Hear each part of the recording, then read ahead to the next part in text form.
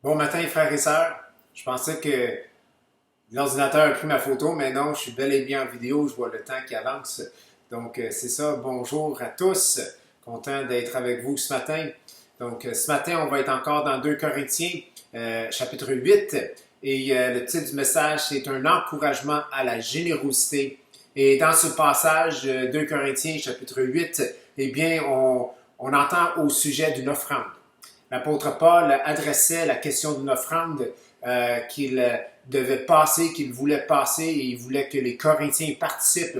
Et cette offrande allait pour l'Église mère à Jérusalem. Et donc, c'est une offrande destinée au sein de Jérusalem. Puis ce matin, on va découvrir pourquoi que l'offrande était si généreuse. Et donc, un encouragement à la générosité. Et du passage, eh bien, qu'on va lire, on va tirer pour nous quelques conclusions au sujet de la générosité, au sujet des offrandes, au sujet de la dîme. Donc, lisons ensemble 2 Corinthiens chapitre 8, versets 1 à 15. Donc, 2 Corinthiens chapitre 8, versets 1 à 15. Nous vous faisons connaître, frères, la grâce de Dieu qui s'est manifestée dans les églises de la Macédoine. Au milieu de beaucoup de tribulations qui les ont éprouvées, leur joie débordante et leur pauvreté profonde ont produit avec abondance de riches libéralités de leur part. Ils ont, je l'atteste, donné volontairement selon leurs moyens, et même au-delà de leurs moyens, nous demandant avec grande instance la grâce de prendre part à l'assistance destinée aux saints. Et non seulement ils ont contribué comme nous l'espérions, mais ils se sont d'abord donnés eux-mêmes au Seigneur, puis à nous par la volonté de Dieu. Nous avons donc engagé Tite à achever chez vous cette œuvre de bienfaisance comme il l'avait commencé. De même que vous excellez en toutes choses, en foi, en parole, en connaissance, en zèle à tous égards, et dans votre amour pour nous, faites en sorte d'exceller aussi dans cette œuvre de bienfaisance. Je ne dis pas cela pour donner un ordre, mais pour éprouver, par le zèle des autres, la sincérité de votre charité. Car vous connaissez la grâce de notre Seigneur Jésus-Christ, qui pour vous s'est fait pauvre, de riche qu'il était, afin que par sa pauvreté vous fussiez enrichis. C'est un avis que je donne là-dessus. Car cela vous convient, à vous qui non seulement avez commencé à agir, mais qui en avez eu la volonté dès l'année dernière. Achevez donc maintenant d'agir, afin que l'accomplissement selon vos moyens réponde à l'empressement que vous avez mis à vouloir. La bonne volonté, quand elle existe, est agréable en raison de ce qu'elle peut avoir à sa disposition et non de ce qu'elle n'a pas. Car il s'agit non de vous exposer à la détresse pour soulager les autres, mais de suivre une règle d'égalité, dans la circonstance présente, votre superflu pourvoira à leurs besoins, afin que leur superflu pourvoie pareillement au vôtre, en sorte qu'il y ait égalité. Selon qu'il est écrit, celui qui avait ramassé beaucoup n'avait rien de trop, et celui qui avait ramassé peu n'en manquait pas. Seigneur Jésus, Saint-Esprit, parle à nos cœurs ce matin, au travers de ce message, au travers de ton serviteur. Je prie, Père, comme j'ai déjà demandé, pour l'onction de ton Saint-Esprit, afin que ce message touche les cœurs, frappe les cœurs, rentre dans les cœurs, transforme les vies ce matin. Saint-Esprit, enseigne-nous sur la générosité ce matin. Enseigne-nous au sujet de nos finances ce matin, au travers de ces passages que l'apôtre Paul a envoyés à Corinthe. Seigneur Dieu, enseigne-nous ce matin et que le nom de ton Fils, que la personne de ton Fils Jésus soit glorifiée au travers de ce message et surtout au travers des résultats de ce message dans la vie, dans les cœurs des gens. Et c'est dans le précieux nom de Jésus que j'ai prié. Amen. Donc, quelques leçons que nous tirons de ce passage qui parle d'une offrande, qui parle de générosité. Eh bien, premièrement, quelqu'un qui donne. Donner, c'est une preuve que la grâce de Dieu est agissante dans ta vie. Donner, c'est une preuve que la grâce de Dieu se manifeste dans la vie d'une personne, dans la vie du chrétien. On va au verset 1, nous vous faisons connaître, frères, la grâce de Dieu qui s'est manifestée dans les églises de la Macédoine. Paul ici fait référence au fait que lorsqu'il a passé l'offrande à Macédoine, il y avait là une grande générosité et c'était une preuve que la grâce de Dieu était agissante dans les membres du corps de l'Église de Macédoine. la grâce de Dieu qui s'est manifestée. Quelqu'un qui donne, quelqu'un qui est généreux. C'est une preuve que la grâce de Dieu se manifeste dans sa vie. Nous voulons que la grâce de Dieu se manifeste dans nos vies. Eh bien, une preuve, une manière, quelque chose qu'on peut faire pour que cette grâce se mette en action dans nos vies, c'est de donner. C'est de faire acte de générosité. Honorer Dieu avec nos dîmes. Honorer Dieu avec nos offrandes, eh bien, c'est une manière concrète. C'est quelque chose de concret que nous pouvons faire pour provoquer, pour mettre en action la grâce de Dieu dans nos vies. Malachie 3.10 nous dit « Apportez à la maison du trésor la dîme, toutes les dîmes, afin qu'il y ait de la nourriture dans la maison. Mettez-moi de la sorte à l'épreuve, dit l'Éternel des armées. Et vous verrez si je n'ouvre pas pour vous les écluses des cieux, si je ne répands pas sur vous la bénédiction et l'abondance.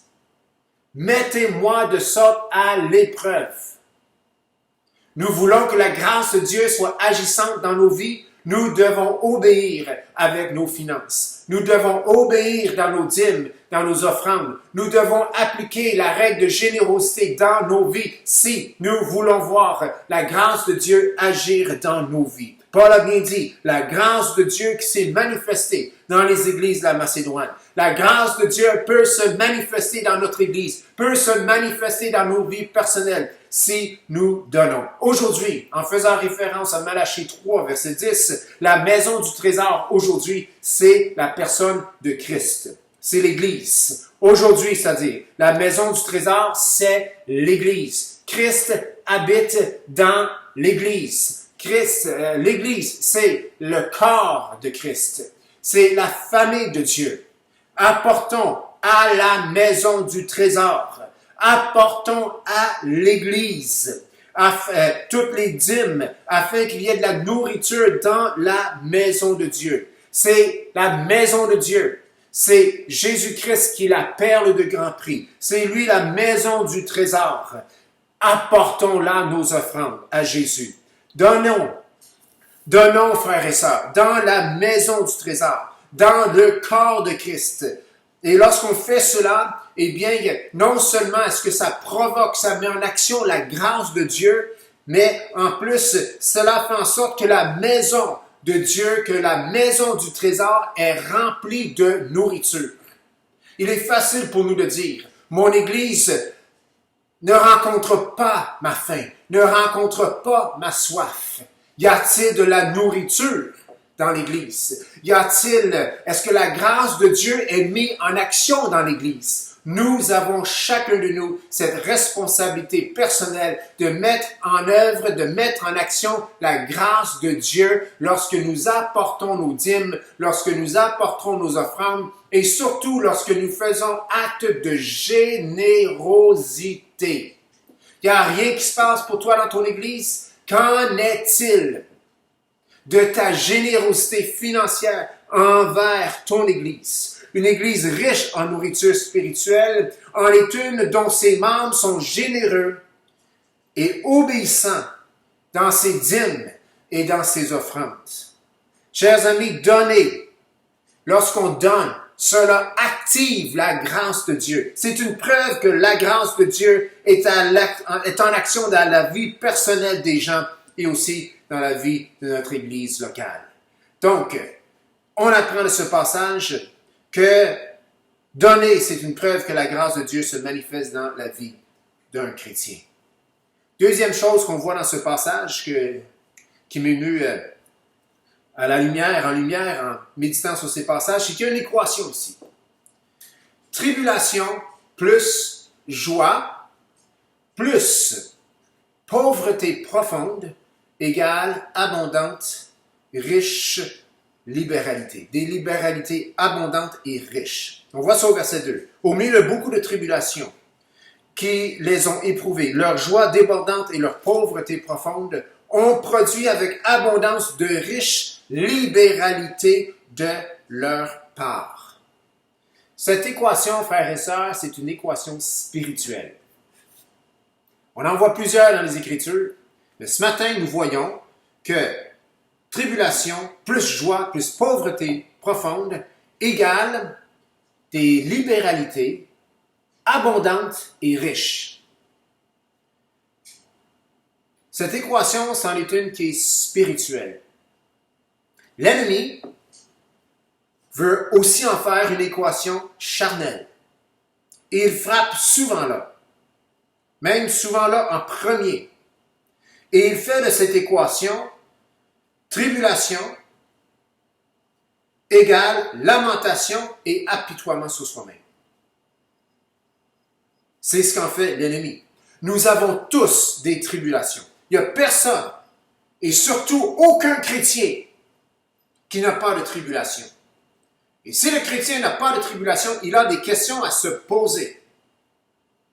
Soit qu'on a des tribulations dans la chair, ou soit que nous avons des tribulations de l'extérieur, mais le chrétien a des tribulations.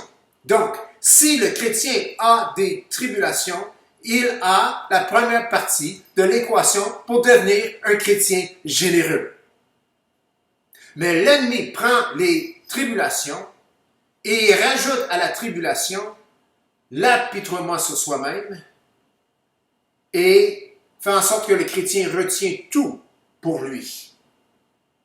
Mais Jésus veut prendre les tribulations, plus joie, plus pauvreté profonde pour créer d'abondantes, riches libéralités. Tous ont des tribulations. Et la joie vient ou provient lorsque celui qui est éprouvé voit la tribulation avec les lunettes des Écritures. Nous avons tous des tribulations. Mais comment percevons-nous? C'est quoi notre perception des tribulations, des difficultés que nous vivons? Comme j'ai dit tantôt, on en vit tous. Jacques 1,3 dit que l'épreuve de votre foi produit la patience. Si nous avons des tribulations, c'est que nous avons une opportunité pour devenir plus patients. Et la patience, chers frères et sœurs, c'est plus qu'une vertu. La patience, c'est un fruit du Saint-Esprit. On voit ça dans Galates 5,22. Et aussi, la patience, c'est une émanation du caractère de Christ. Et laissez-moi vous dire ce matin, on pourrait même dire que la patience, ou même on pourrait prendre le verset de Jacques 1,3 et dire que l'épreuve de votre foi produit Christ en vous. Je sais que c'est marqué que l'épreuve de votre foi produit la patience, mais la patience, c'est un fruit, c'est une partie du caractère même de Christ. Donc, dans nos tribulations, nous pouvons choisir de voir ces tribulations avec joie parce qu'elles sont là pour créer en nous le caractère de Christ, c'est-à-dire la patience. Pauvreté profonde. Tribulation plus joie, plus pauvreté profonde. La pauvreté profonde, chers amis, ce n'est pas une pauvreté matérielle.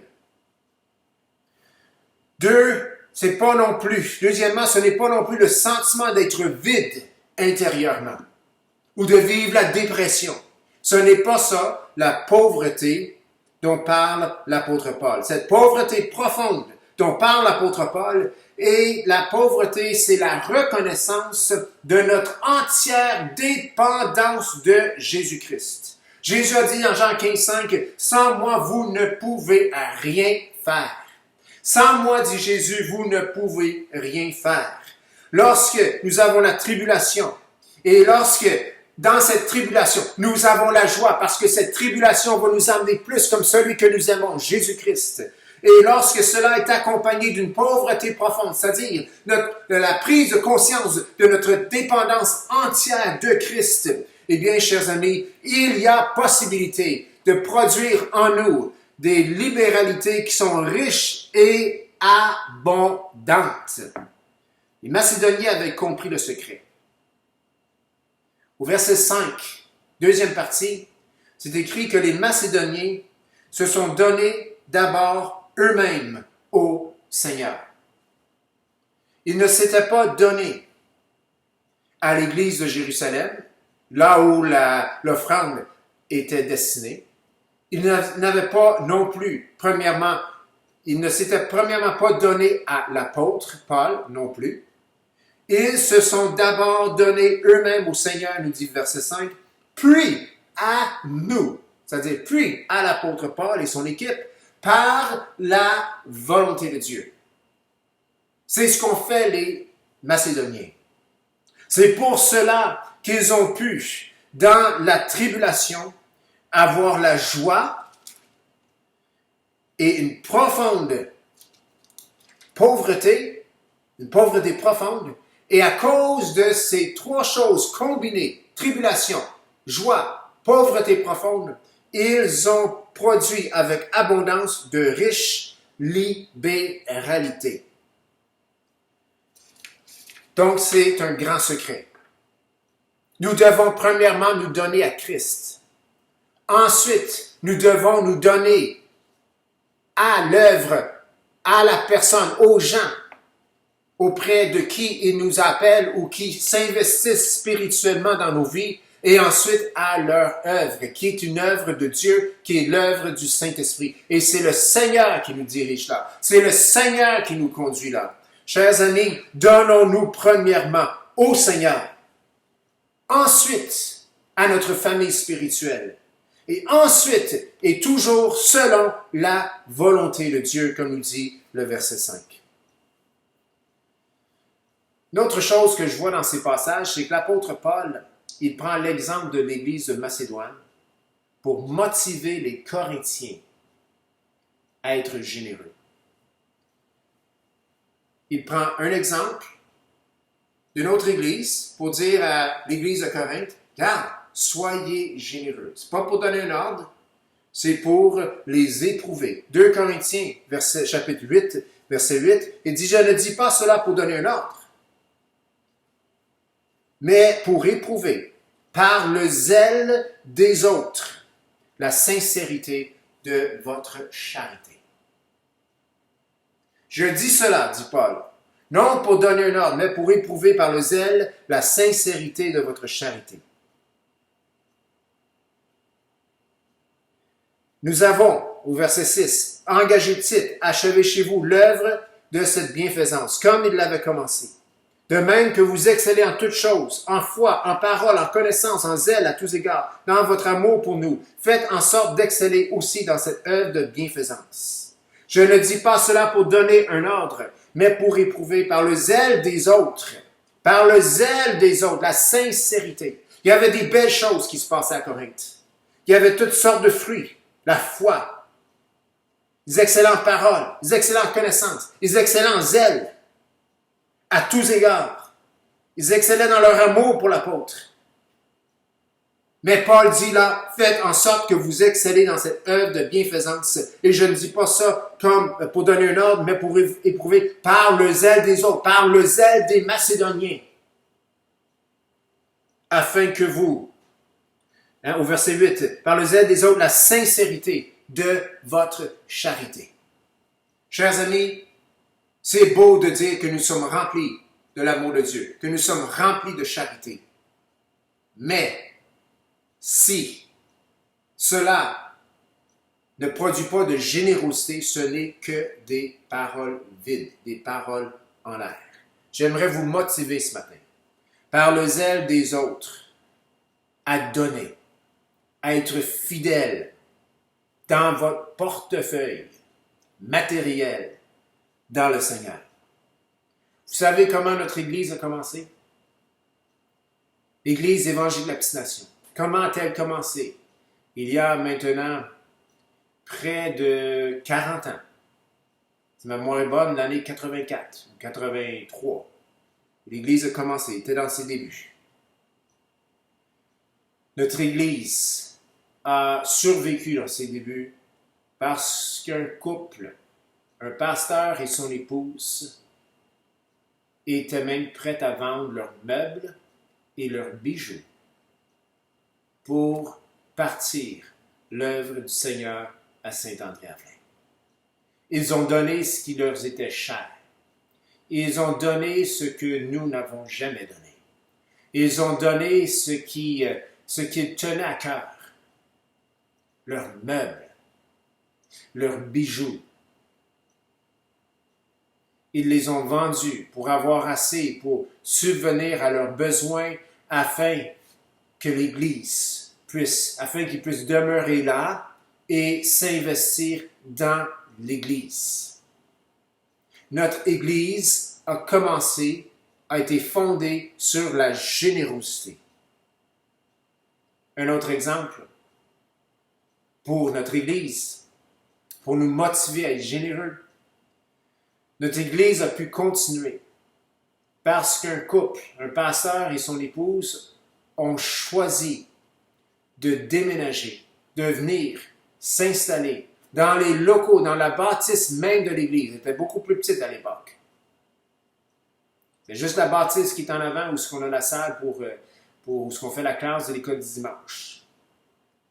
Ils étaient prêts à venir et ils sont venus rester dans l'Église pour un salaire de 75 à 80 $ par semaine. Assez pour une commande à l'époque. Ils sont venus parce que Dieu leur avait appelés. Pas parce que c'était financièrement ou monétairement favorable.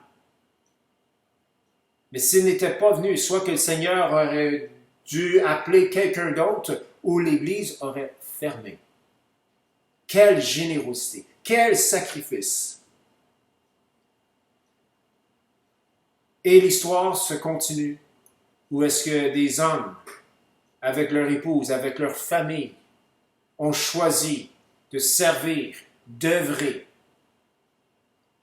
pour des salaires très petits. En plus, ils donnaient monétairement à l'Église. Et c'est pour ça que notre Église, elle est là aujourd'hui. Et si elle est là aujourd'hui, c'est aussi parce que ses membres, les frères et sœurs, encore aujourd'hui, à l'Église évangélique Baptiste-Nation, ils continuent à honorer le principe biblique de la dîme, et surtout de la dîme, peut-être moins les offrandes. Et je vais être franc avec vous. Et c'est par des statistiques, c'est par des faits. L'Église évangélique Baptiste-Nation excelle dans les dîmes, dans les offrandes. Pour la grosseur d'assemblée qu'on a, c'est incroyable comment nous excellons, comment vous excellez dans ce domaine. Mais ce n'est peut-être pas tous. Donc, à tous ce matin, je veux vous encourager par l'exemple des autres à être généreux, à mettre en application le principe de la dîme et des offrandes dans votre vie personnelle, envers votre Église. Il n'y a personne qui peut vous ou qui va vous forcer à le faire. Il n'y a personne qui va vous obliger de le faire. Mais la parole de Dieu nous dit qu'il y a abondante bénédiction lorsque quelqu'un est fidèle à Dieu avec ses finances. Comme j'ai dit au tout début, ça met en action la grâce de Dieu dans nos vies. Et chaque chrétien non seulement veut que la grâce de Dieu soit active dans sa vie, mais en a entièrement, complètement besoin. Il est dépendant à ce que la grâce de Dieu soit à l'œuvre dans sa vie. Ce n'est pas le seul principe à mettre en pratique dans sa vie. Il y a aussi la prière, il y a aussi la parole de Dieu, il y a aussi de s'attacher, de s'affilier, d'œuvrer avec une église locale. C'est toutes des clés pour grandir spirituellement. Mais les dîmes, les offrandes, chers amis, on l'a lu dans Malachie 3:10, eh bien, lorsqu'on obéit Seigneur dans ce domaine, on va voir qu'il va ouvrir pour nous les écluses des cieux. Mais n'oublions pas que c'est pas tout.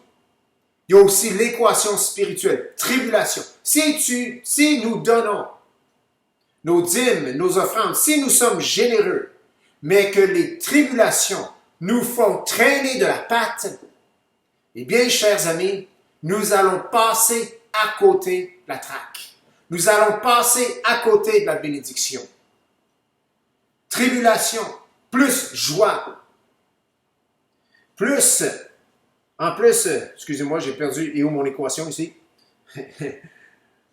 Ça s'en vient, c'est ça. Plus pauvreté profonde. Lorsqu'on fait ces trois choses-là, il y a une générosité abondante. une générosité qui est grande. Donc, chers amis, j'aimerais vous encourager, je vous encourage ce matin. Mettez à l'œuvre ces principes bibliques dans votre vie, dans nos vies. Paul a passé à l'Église de Corinthe pour les encourager à donner. Mais premièrement, il a dit, les Macédoniens, eux qui étaient généreux, ont bien compris et ils se sont donnés premièrement au Seigneur, ensuite à nous, selon la volonté de Dieu. Donnons-nous premièrement au Seigneur, mais ça ne s'arrête pas là.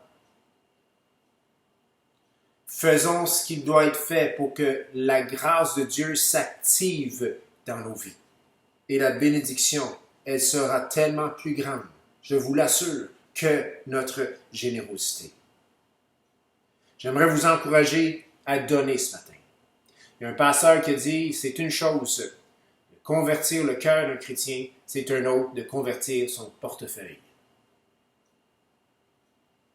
C'est facile de dire on a donné notre vie à Jésus. C'est une autre histoire de mettre en pratique des principes de générosité dont nous parle l'apôtre Paul, dont nous parle la parole de Dieu. J'aimerais vous encourager à donner ce matin, non selon ce que vous avez appris par le passé, mais par les nouveaux principes que nous avons appris en Jésus-Christ. Le peu que nous avons, et croyez-moi, c'est peu. Le matériel, c'est peu de choses. Le peu que nous avons provient de celui qui a tout. Paul a dit, tout est à vous, vous êtes à Christ, et Christ est à Dieu. Il ne parle pas là juste des finances, mais les finances en font partie. Nous avons tellement plus que le peu que nous avons dans notre compte de banque ou le peu que nous gagnons avec un salaire hebdomadaire. Le peu que nous avons, mais ce peu provient de celui qui est tout, de celui qui a tout et de celui dont tout provient. Et cette personne, c'est Jésus-Christ. Et nous sommes à lui. Nous sommes en lui qui a tout. J'aimerais vous donner deux citations ici de deux hommes de Dieu qui sont aujourd'hui avec le Seigneur et qui parlent au sujet des dîmes et des offrandes. Et le premier, c'est de Billy Graham. Donc, un homme qui, aujourd'hui, le ministère de Billy Graham perdure toujours et ça fait maintenant 70 ans qu'il proclame le message de l'Évangile partout sur la terre, partout sur la planète. Et il a dit ceci après 50 ans de ministère. Il dit, j'ai près de 50 ans de ministère et mon étude de l'histoire, de la parole et mes expériences personnelles avec Dieu m'ont appris deux choses. Un chrétien, une famille, un ministère ou une église ne pourra jamais être béni, jamais prospérer, jamais se rapprocher de Dieu si il ou elle n'apprend pas à donner les dîmes et les offrandes avec joie, enthousiasme et foi.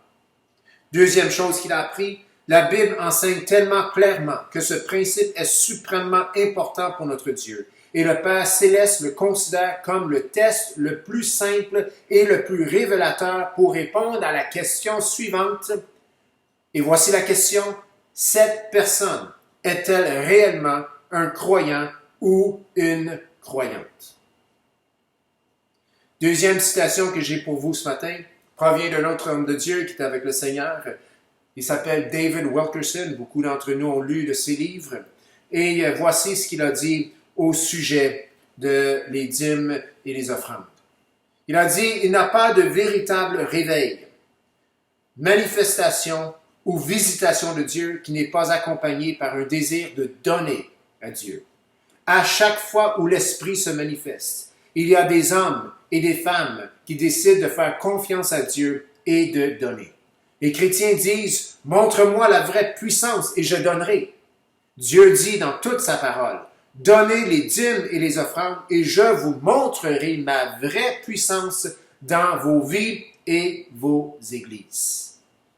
Montrez-moi, dit David Wilkerson, un chrétien qui ne donne pas sa dîme et ses offrandes avec joie et je vous montrerai quelqu'un qui ne connaît pas la parole, ne connaît pas son Dieu. Montrez-moi quelqu'un qui donne sa dîme et ses offrandes, et je vous montrerai un chrétien qui est sur le chemin de la croissance, du miracle et de la maturité spirituelle en Christ. Voilà ce qu'ont dit deux hommes de Dieu. Voilà ce qu'ils ont appris au sujet des dîmes et des offrandes. Et je vous encourage de retenir ces paroles ce matin. Chers frères et sœurs, en terminant, j'aimerais tout simplement vous encourager à la générosité. Et je vous laisse avec les paroles qu'on nous a rapportées, les paroles de Jésus. Dans la Bible, c'est pas dit, on les lit pas pendant que Jésus parle, c'est quelqu'un d'autre qui rapporte ces paroles, c'est l'apôtre Paul qui a dit dans Actes 20, 35, que le Seigneur a dit, il y a plus de bonheur à donner qu'à recevoir. Il y a plus de bonheur à donner qu'à recevoir. Donc, chers frères et sœurs, donnons avec générosité pour le Seigneur. Amen. Que le Seigneur vous bénisse.